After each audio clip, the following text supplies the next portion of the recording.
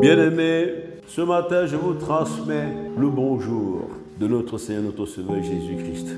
Jésus-Christ vous aime plus que vous ne pouvez l'imaginer. Amen. Nous allons ce matin, bien-aimés, parler d'un sujet important dans la vie du chrétien. Et nous allons commencer par lire la parole de Dieu. Il y a 4 textes. Alors, ouvrez vos Bibles. Dans le livre de Jérémie, verset 19, Dieu parle à Jérémie. Jérémie est le prophète qu'il a choisi pour annoncer sa parole et pour avertir le peuple d'Israël qui se vautrait dans le péché et dont les cœurs étaient endurcis. C'est une mission qui n'est pas une mission facile. Et donc, Dieu prévient Jérémie. Il lui dit qu'il aura une très grande opposition à son message et qu'il aura des tribulations importantes. Mais voici ce qu'il dit à Jérémie au verset 19. « Ils te feront la guerre, mais ils ne te vaincront pas, car je suis avec toi pour te délivrer. » Amen. Jérémie a une mission. Jérémie a un appel. Jérémie doit travailler pour la restauration du royaume et la mise en œuvre de la volonté de Dieu. Donc, il a une mission. Et dans cette mission-là, Dieu, sachant qu'il va avoir des adversités, il lui dit quoi? Tiens-toi tranquille. Ils te feront la guerre, mais ils ne te vaincront pas, car je suis avec toi pour te délivrer. Dis Seigneur, cette parole me concerne aussi. Acte 18, versets 9 à 10. Paul, dans sa mission d'évangélisation, de propagation de la parole de Dieu, rencontre lui aussi des oppositions. Et les Juifs lui tendent des guet-apens partout où il va. Il provoque des émeutes, les gens se liguent contre lui. Et le Seigneur dit à Paul, en vision, pendant la nuit, « Ne crains point, mais pars et ne te tais point. » Verset 10, « Car je suis avec toi, et personne ne mettra la main sur toi pour te faire du mal. Pars, car j'ai un peuple nombreux dans cette ville. » Dites, cette parole me concerne. Dans le psaume 32, verset 6, le Seigneur dit ceci, « Qu'ainsi tout homme pieux, c'est-à-dire celui qui est concerné par les choses de Dieu, celui qui a le souci de voir les choses de Dieu avancer et à s'accomplir. Celui-là qui est habité permanemment par la pensée de servir Dieu, que tout homme pieux te prie au temps convenable. Si de grandes eaux débordent, elles ne l'atteindront jamais. Dites, si les grandes eaux débordent, elles ne m'atteindront jamais. Car Dieu a fait de moi un homme pieux. Je suis habité par sa pensée, par la soif de sa présence dans ma vie. Alors, les eaux qui débordent, eh bien, ne m'atteindront jamais. Lamentation 3, versets 54 à 58. Verset 54, les eaux ont inondé ma tête. Je disais, je suis perdu. Verset 55, j'ai invoqué ton nom, ô Éternel, du fond de la fosse. Et au verset 57, Dieu lui dit, ne crains point, ne crains point. Et 58, il dit quoi? Tu as racheté ma vie. C'est-à-dire que pour celui qui est en Christ, les eaux peuvent inonder ta tête et penser que tu es perdu. Les problèmes t'ont envahi, que tu dis, c'est fini, je suis perdu. Mais si tu es habité par la pensée de Dieu, et si tu sais que Dieu est ton seul secours, si tu cries à lui, il est fidèle et il répond. Le Dieu de Dieu est un Dieu qui entend et qui répond et qui exauce. Eh bien, il a invoqué le nom de l'Éternel. Il était au fond de la fosse, c'est-à-dire que pour lui, tout était compromis, finished. Et Dieu lui dit, ne crains point. Eh bien, au verset 58, il constate quoi? Tu as racheté ma vie. Donc, Dieu l'a sorti de la fosse. Il y a un 5e verset qui dit, dans la Bible, vous le connaissez, c'est dans la faiblesse que se déploie ma force. Ça veut dire que c'est lorsque tu es parfois au bout du rouleau, si tu gardes la foi et l'espérance, c'est là où Dieu se manifeste de manière miraculeuse. Parce que mon Dieu est un Dieu de l'extraordinaire. C'est lorsque tout est fini, l'humain ne peut rien, que Dieu, lui, se déploie de manière surnaturelle et extraordinaire. Donc, je ne dois jamais perdre la foi. J'ai voulu faire ça pour faire comprendre les profondeurs de ces versets. Bien-aimés, nous venons de lire encore ce matin un certain nombre de textes qui parlent des moments de crise dans la vie du chrétien. D'accord? Ça dit que quand Jérémie est dans le combat, c'est un moment de crise. Quand Paul est dans le combat, c'est un moment de crise. Quand toi et moi, nous avons des difficultés, c'est un moment de crise. D'accord? Donc, ce texte ce matin nous parle. J'ai intérêt à écouter attentivement. Pourquoi? Parce que le chrétien est souvent attaqué dans sa vie spirituelle. D'accord? Parfois, il n'arrive pas à faire ce qu'il souhaiterait faire. Par exemple, tu es dans une maison, tu as donné ta vie à Jésus. Quand tu commences à prier à opposition, tu ne dois pas prier. On te dit non, tu déranges les gens dorment et machin et tout ça. Parfois même, l'enfant qui a donné sa vie à Jésus est chassé de la maison. Parfois même, on lui paye plus l'école, etc. Toi-même, tu es mis de côté. Tu n'as plus le droit de citer. Le chrétien est attaqué au plan spirituel. Parfois, Satan se charge de te donner toujours sommeil quand tu dois écouter la parole de Dieu. Te donner toujours sommeil quand tu veux prier. D'accord? Il se charge de te démobiliser. C'est des attaques, ok? Donc, le chrétien est souvent attaqué dans sa vie spirituelle, dans sa vie physique. Souvenez-vous que le diable a donné l'ulcère à Job. Il peut te frapper de maladies handicapantes. D'accord? Juste pour te persécuter. Pourquoi? Parce que tu es chrétien. Il faut savoir ça. Parfois, donc, tu es attaqué dans tes affaires. Parfois, tu es attaqué dans tes projets. D'accord? Parfois, tu es méprisé même. On se comprend, non? Etc., etc. Parfois, on te fait du chantage. On dit que si tu n'entres pas dans une secte, tu n'auras pas de marché. Ce sont autant d'attaques. Attaques, pourquoi? Parce que ça vise à te faire perdre ton statut de chrétien. D'accord? Et à tomber de ton cheval. On se comprend? Parfois, le chrétien est attaqué dans ses finances pour que tu puisses confesser que tu es pauvre. Et si tu confesses que tu es pauvre, tu es en train de détruire l'œuvre de Dieu que Jésus a faite pour toi à la croix. Parce que tu vas proclamer que tu n'as pas d'argent, tu es attaqué dans tes finances pour que tu puisses confesser que tu es pauvre. Si tu confesses que tu es pauvre, ça veut dire que tu renies la profondeur, l'importance, la grandeur de l'œuvre de Jésus-Christ à la croix. Puisqu'il a pris tes maladies et tes péchés, il les a crucifiés à la croix. Quand tu vas confesser que je suis malade, je suis malade, je suis malade, je suis malade, tu es en train, en tant que chrétien, de te déconnecter de l'effet positif de l'œuvre de Jésus-Christ à la croix sur ta vie. Tu dis quoi? Rien ne marche. Rien ne marche. Et le résultat, c'est que, vraiment, l'église là-même. On commande à quelle heure? À 8h, 9h. Tous les jours, je vais là-bas. Moi, ma situation ne change pas. Moi, je ne vais pas aller là-bas. D'abord, même, c'est mieux même peut-être que j'aille moi aussi rester sous le soleil, là, vendre mes orages au marché le matin. C'est dimanche matin, non? Chaque fois que je prie là-bas, il n'y a rien, rien ne change. D'accord? Tu es au bord du découragement. Je vais expliquer davantage pour dire que la nature conséquente du chrétien, la vie conséquente du chrétien, c'est un chrétien qui marche selon la volonté de Dieu. C'est un chrétien qui marche dans les voies de Dieu. D'accord? C'est un chrétien qui est mis à part, qui a accepté et qui assume, quel que soit le prix.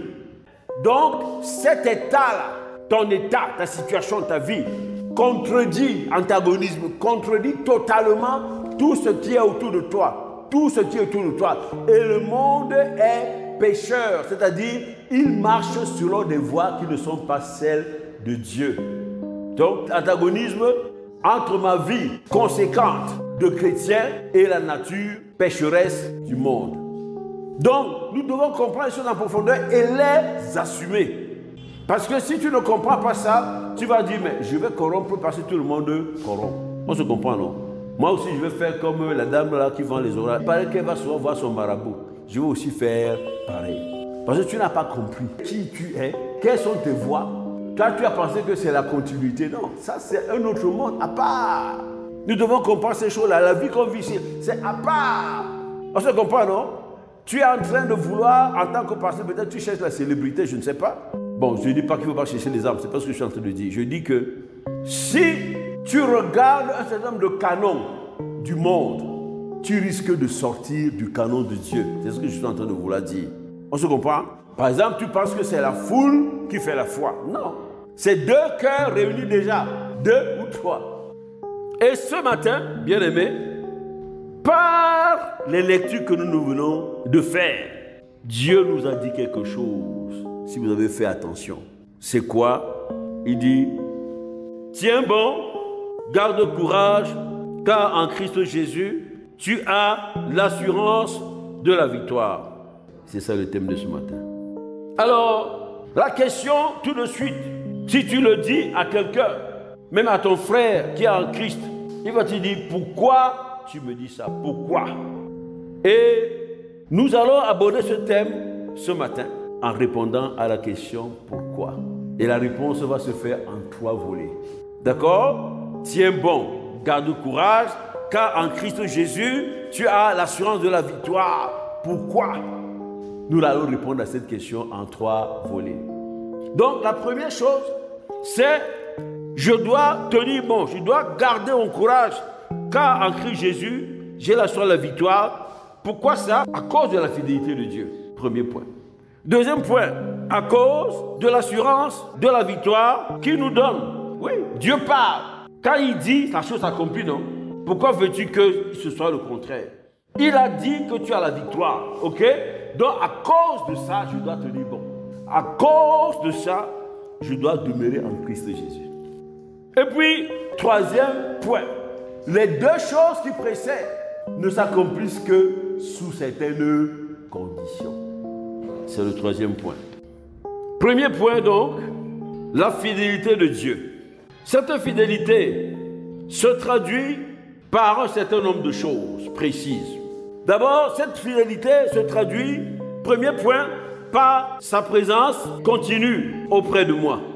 Regardez, les textes que nous avons lus, eh bien, Dieu dit à Jérémie, Dieu dit à Paul, ne crains point, car je suis avec toi. Je suis avec toi.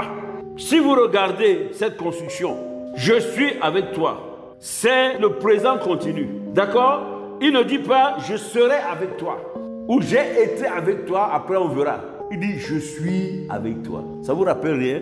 Quand on me demandera, quel est ton nom? Qu'est-ce que je leur dirai? Il dit, je suis qui je suis. D'accord? C'est Dieu qui dit ça à Moïse, hein, devant le buisson ardent. Vous vous souvenez, non? Je suis avec toi.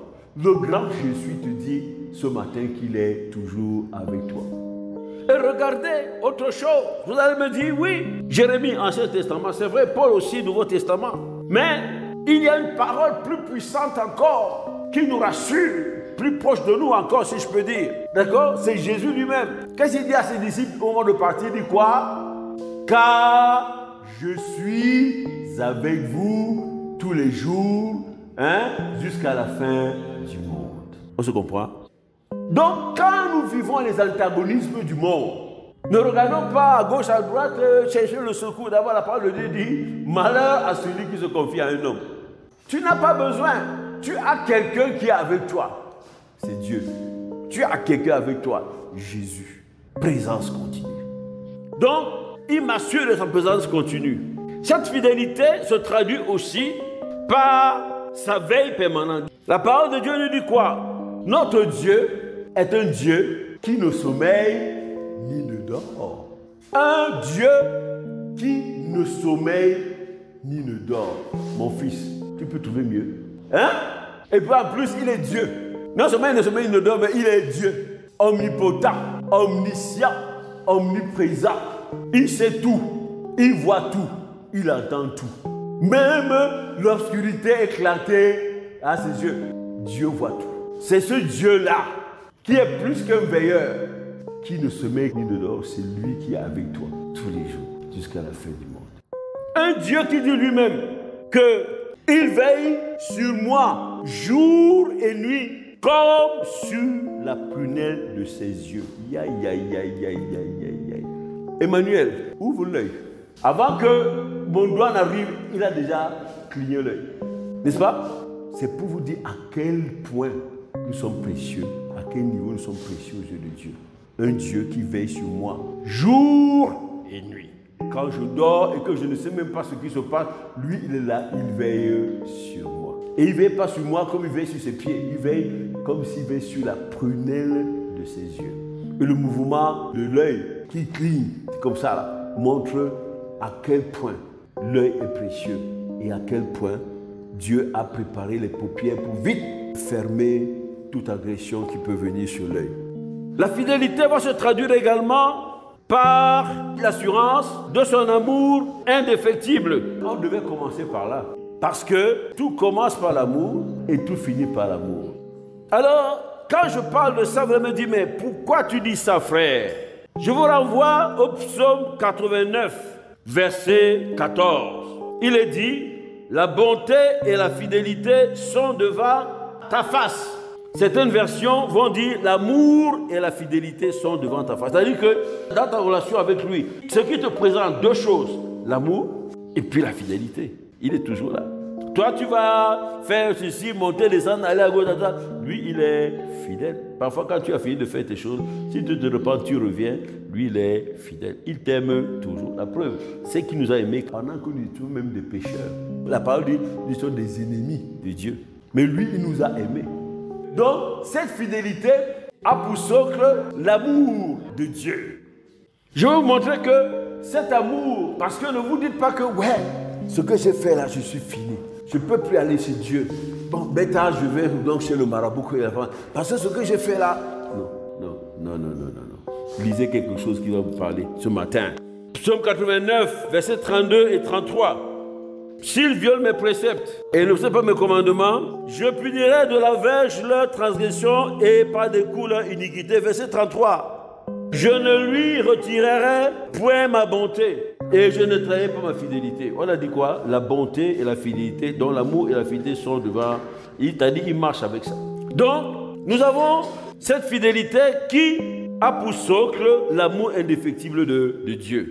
Cette fidélité, quatrième point, se traduit aussi par sa protection permanente. Au-delà de sa droite qui te soutient, Dieu met à ta disposition ses anges qui veillent sur toi et qui te protègent de tout mal. Allez au psaume 91, c'est la parole de Dieu qui nous enseigne. Au verset 2, on nous dit qu'il est mon refuge et ma forteresse. D'accord? Au verset 4, il te couvrait de ses plumes et tu trouveras un refuge sous ses ailes. J'ai parlé de protection permanente. Sa fidélité est un bouclier et une cuirasse. Protection permanente. Maintenant, il ordonnera ses anges de me garder dans toutes mes voies. On a dit quoi ici? Sa fidélité se traduit également par sa protection permanente. D'accord? Et au verset 12, on dit, ces anges qui mettent à ta disposition, ils te porteront sur les mains de peur que ton pied ne heurte contre une pierre. Fidélité de Dieu. Le problème, bien aimé, toi et moi, sommes-nous conscients de cette fidélité? Parce que quand nous abordons une adversité, sommes-nous conscients que nous ne sommes pas seuls? Sommes-nous conscients que Dieu est fidèle?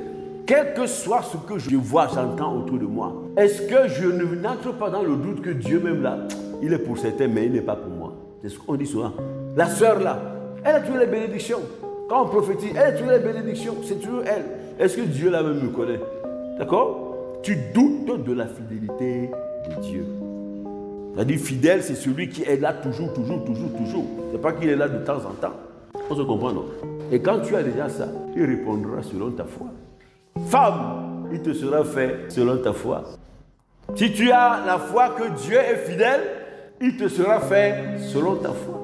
Si tu crois qu'il est fidèle de temps en temps, il te sera fait selon ta foi. Si tu crois qu'il n'est pas du tout fidèle, il te sera fait selon ta foi. Et alors, quand tu introduis le doute dans cette affaire, tu te laisses d'abord gagner par l'inquiétude. Après, comme tu es inquiet, que tu ne vois pas de réponse, tu es gagné par la peur. Tu es gagné par le doute. D'accord? Donc, à ce moment-là, l'ennemi peut me transpercer. Je déclare au nom de Jésus que ce ne sera pas ton cas au nom de Jésus. Souvenez-vous, le thème c'est « Tiens bon, garde courage, car en Christ dit Jésus, n'est-ce pas, tu as l'assurance de la victoire. » C'est ça le thème. La réponse est donc aujourd'hui qu'à cause de la fidélité de Dieu, qui se manifeste par tout ce que nous venons de dire, tu ne dois pas céder au découragement. Prendre conscience que la fidélité de Dieu est là, n'est-ce pas? Et que ce que l'ennemi fait là, ce n'est qu'un piège grossier dans lequel il veut que je tombe. Et il ne se décourage pas, il ne se fatigue pas lui. Il rôde comme un lion rugissant, cherchant qui il dévorera. Je dois savoir ça. La deuxième raison pour laquelle je dois tenir bon et garder courage, c'est que Dieu lui-même m'a donné l'assurance de la victoire. C'est le deuxième grand point. Pourquoi? Premier point, je ne combats pas seul. La parole de Dieu nous dit, Dieu exerce mes mains au combat et il combat pour moi. Comme il est toujours, je suis avec toi. Donc il combat pour moi. Il me donne la victoire sur mes ennemis. Par une porte, ils sont entrés. Mais ils s'enfuient par cette chemin. La deuxième chose qui me fonde dans l'assurance de la victoire en Christ Jésus, il est dit que je suis plus que vainqueur. Ne craignez pas, j'ai vaincu le monde, Jésus le dit. Et cette victoire vient de lui. Il n'a pas seulement vaincu Satan, il a triomphé de lui. Il y a une différence entre une victoire et un triomphe. Et par la grâce de Dieu, je suis co-héritier de ce triomphe. Donc, la troisième chose qui me fonde dans l'assurance de la victoire, Dieu dit que c'est dans la faiblesse, lorsque je suis au bout du rouleau, c'est à ce moment-là que Dieu déploie sa force. Il me sort de la fosse. Et c'est pour ça, il dit, il relève l'indigent de la poussière. Bien-aimés, quelles que soient les situations que vous croyez compromises, vous pensez que vous êtes juste, ça ne va plus, etc. Tout ça là, ne perdez jamais espoir. Appuyez-vous sur ce que Dieu a dit, l'assurance de la victoire. Je suis plus que vainqueur. C'est dans la faiblesse que se déploie sa force. Lorsque tu ne peux plus, toi tu n'interviens plus, c'est lui qui intervient. Et pourquoi? Pour que tu n'aies pas à te glorifier. Et puis, c'est le Dieu de l'extraordinaire. Lorsque tout ce qui est naturel est épuisé, c'est là où lui, il intervient. Donc, bien aimé, la leçon que nous tirons dans de nombreuses difficultés, difficultés dans tous les domaines de nos vies, difficultés au plan spirituel, difficultés au plan conjugal, difficultés dans les études, difficultés professionnelles, les mésententes familiales, les mépris, etc., les adversités, les gens qui t'empêchent d'évoluer, etc., ne sois jamais découragé. Souviens-toi de ton statut. Tu es en Christ Jésus, le vainqueur des vainqueurs. C'est-à-dire que tu es en Christ Jésus. C'est-à-dire que tu es fondu dans Christ, qui est le vainqueur des vainqueurs. Donc, tu es dans la nature du vainqueur des vainqueurs. Mais nous allons passer au troisième point, qui est l'un des points aussi particulièrement importants. OK? Les conditions pour que je sois véritablement dans cette assurance de la victoire. C'est ce troisième point. Pour que je bénéficie donc de cette assurance, d'accord? Eh bien, moi qui suis appelé à tenir bon, moi qui suis appelé à garder courage, d'accord? Moi qui suis dans l'espérance et l'assurance de la victoire, pour que cela devienne effectif dans ma vie, premier point, je dois marcher selon la volonté de Dieu et dans l'intégrité. Si nous prenons le cas de Jérémie, la promesse de Dieu, ils te feront la guerre mais ils ne te vaincront pas, car je suis avec toi pour te délivrer. Jérémie 1, verset 19. Cette parole-là s'adresse à quelqu'un qui est conséquent par rapport à son appel. C'est par rapport à ton appel. Donc, première chose, tu dois chercher à savoir quel est ton appel. Nous devons chercher à savoir, toujours dans nos prières. Seigneur, ça peut durer des années, mais chaque jour, dis-moi quel est mon appel. Que dois-je faire? C'est dans le cadre de ce que Dieu a donné à Jérémie comme mission que cette parole de Jérémie 1, 19 peut s'accomplir. C'est-à-dire, ils te feront la guerre en faisant quoi? Pendant que tu es en train d'accomplir ma volonté, de faire ce que je demande de faire, ils te feront la guerre. Mais ne crains point, d'accord? Ils ne te vaincront pas, car je suis avec toi pour te délivrer. On se comprend? Donc, pour que je bénéficie de ce que nous sommes en train de dire ce matin, il faut que je marche selon la volonté de Dieu.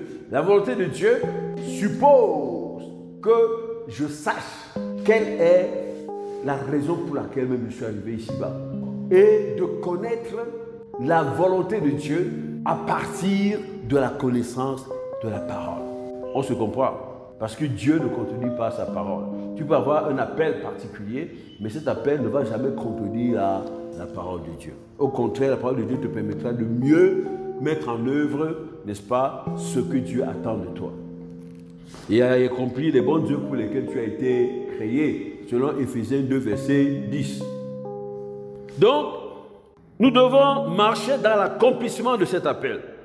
Nous devons marcher dans l'intégrité. Dieu avait demandé, le Père avait demandé à Abraham, avait dit à Abraham, je suis l'Éternel, marche dans l'intégrité devant ma face. Pourquoi? Parce qu'il avait promis à Abraham, mais Abraham a pris la servante Agar. Oui, ils ont fait Ismaël. D'accord? C'était par la volonté de Dieu. C'est pour ça que Dieu vient lui dire, marche dans l'intégrité. Donc, et Dieu était obligé de reprendre ses bénédictions. D'accord? Parce qu'il était sorti. Alors, nous devons marcher dans l'intégrité, quel que soit ce que cela nous coûte. La condition, c'est également d'être une véritable sentinelle, comme Ézéchiel. Ézéchiel 3,17. Dieu dit qu'il a établi, n'est-ce pas, Ézéchiel comme une sentinelle. Nous sommes aussi des sentinelles pour le royaume de Dieu. D'accord? Donc, pour que ce matin, nous puissions faire nôtre ce que le Seigneur nous dit, c'est-à-dire de tenir bon, de garder courage et d'avoir dans l'esprit l'assurance de la victoire. Si nous voulons véritablement y parvenir, nous devons, comme nous venons de le dire, croire à la fidélité indéfectible de Dieu. Nous devons, dans un deuxième temps, croire en l'assurance de la victoire de Dieu. Et nous devons être exigeants vis-à-vis de nous-mêmes pour demeurer en phase avec Dieu. Parce que c'est le péché qui nous sépare de lui. Bien-aimé, ce matin, le Seigneur te dit à toi, le Seigneur me dit à moi qu'il sait que nous sommes souvent sous le feu, n'est-ce pas, de l'ennemi. Nous sommes souvent sous les balles de l'ennemi. Mais il veut t'assurer, il te dit ce matin, tiens bon. Il sait quelles sont tes difficultés financières, sentimentales, toutes sortes de difficultés que tu peux avoir, familiales et tout cela. Mais il te dit ce matin, tiens bon, garde courage, je t'assure de la victoire si tu demeures en Christ Jésus. Que cette parole de ce matin nous impacte puissamment et nous redonne courage pour marcher avec Christ, quelles que soient les difficultés. Que le nom de l'Éternel soit glorifié. Amen. Bien-aimés, nous espérons que vous avez été bénis. Pour toutes questions et sujets de prière, bien vouloir nous contacter sur nos différentes plateformes. Nous avons reçu gratuitement et nous partageons gratuitement, selon l'instruction du Seigneur. Matthieu 10, verset 8. Que le nom de l'Éternel soit glorifié. Soyez bénis au nom puissant de Jésus-Christ. Amen.